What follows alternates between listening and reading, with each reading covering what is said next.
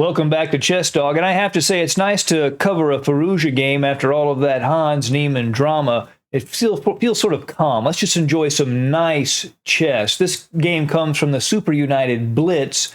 Firouzja's opponent is Mamedyarov, and this is a 5-minute game for each side, and there's also a 2-second increment. Firouzja has white, Mamedyarov has black. Let's jump right in. E4, E5, knight F3, knight F6. Mamedyarov plays the Petrov defense.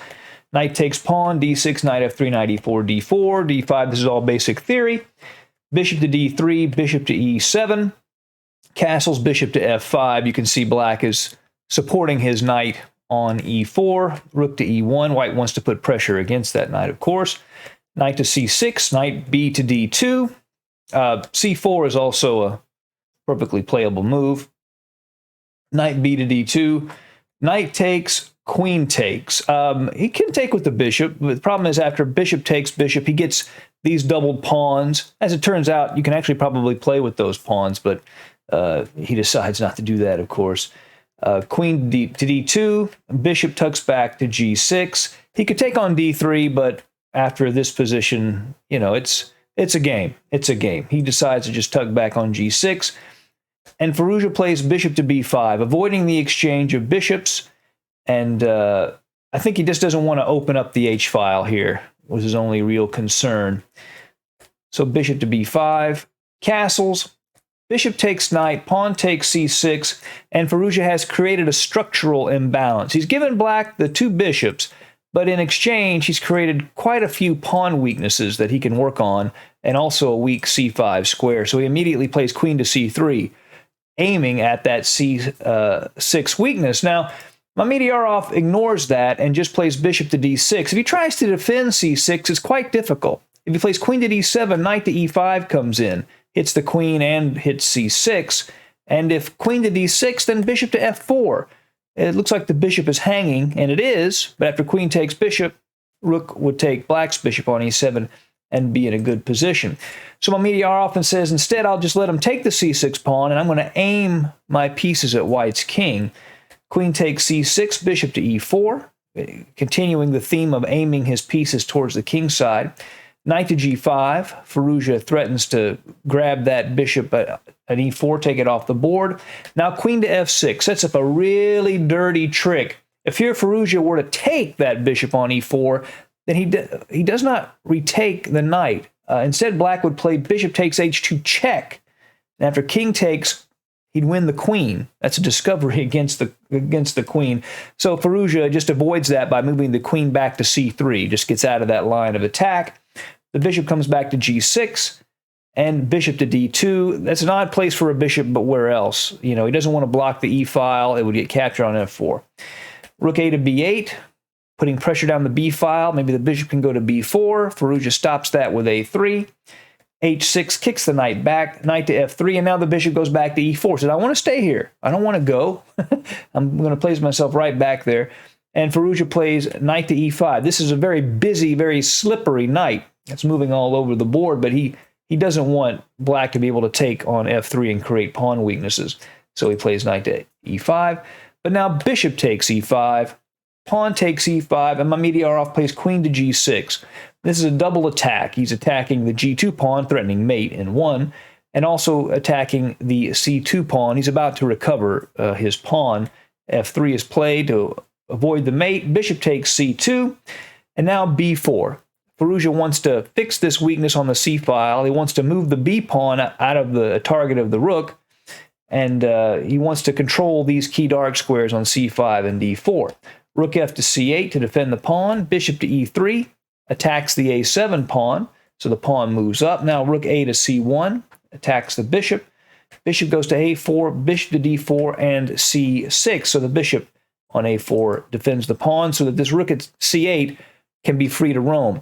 And we have here a position with opposite colored bishops, but it's not an endgame yet, so they can be used to attack. And now white has some attacking potential on the king side, so Firouzja plays f4. He'd love to be able to play f5 at some point, maybe backed up by a rook at f1. He can't do it yet, but when he can, it'll be very, very strong. The rook goes to e8, rook to e3. So threat of rook to g3, and then the move e6 would open up 3 pieces against black's g7 pawn and would be devastating. Mamedyarov cannot allow that to happen. He plays queen to f5 first, attacking the f4 pawn. The rook goes to f1 to defend the f4 pawn. Bishop to b5, hits the rook at f1. It has to respond. Rook to f2. And you'll notice this, and you'll see this a lot, when notice that Mamedyarov has a light-squared bishop. So Firouzja has put every single piece he has on a dark square, and even only one pawn is on a light square. So this is a common strategy. When your opponent controls one color complex, you put all your pieces on the other color complex. So really great strategy from Firouzja. The bishop goes to c4. Now h3. He'd like to prepare a move like g4 to continue this attack. a5. Mamedyarov puts pressure on b4. Now king to h2. Avoids any back rank checking that he might have to deal with. Pawn takes, pawn takes. Now rook to b7. A flexible move, defending f7, but then we could potentially double on the b file. The rook goes to g3. Now it's red alert time. White is threatening e6, which would cause total collapse of black's position on g7. So the rook goes to e6. Mamedyarov blockades the e5 pawn so it cannot advance. Queen to a3. Firouzja threatens queen to a8 check, and he would pick up the rook on b7. So the king moves out of check, and actually queen to a8 would be a decent move here. Even still, it wouldn't win material, but it would be a strong move. But instead, he plays the rook back to e3, h5, to clamp down on g4, to keep Firouzja from playing that idea. The rook goes back to g3, now threatening rook to g5, which would attack the queen, and threaten rook takes h5 check. So rook to g6 in an attempt to neutralize this g3 rook. Rook takes, and here queen takes rook would be a mistake because Firouzja would finally get what he's been angling for. He'd be able to play f5 in this position. So how does Mamedyarov deal with this? Well, he takes with the pawn. The problem is, of course, now this pawn cannot be stopped by another pawn. This pawn on f7 was keeping this pawn from advancing, and now it's no longer doing that. The bishop goes to c5, where it can support the advance of this pawn later. h4, trying to take advantage of this weakness on g3. Now queen to f3. So Firouzja knows if he can get queens off the board, his endgame will be extremely powerful because this pawn is now so strong. So he would love to just play queen to g4 and get the queens off the board. He knows he'll be in good shape then. Rook to f7 was played, and now queen to g4. And it would be the best idea probably to go ahead and just exchange those queens. Yes, it's a great endgame for white, probably winning, but instead Mamedyarov plays g5, and this is a blunder. And it's a really cool combination that comes from Firouzja here. He plays the move e6, attacking the rook. Now, the queen can't capture because the queen would just take the queen, obviously. But what if queen takes g4? Well, in that case, Firouzja would play an intermediate move, pawn takes rook. And now the pawn is one square away from queening, and there's nothing black can do. If he plays the queen to f5, then it just queens, and the bishop's protecting the queen. So that doesn't get him anywhere. And after queen to g3 check, just king to g1, and if g4 to complicate matters, doesn't matter. So he would just queen in that case.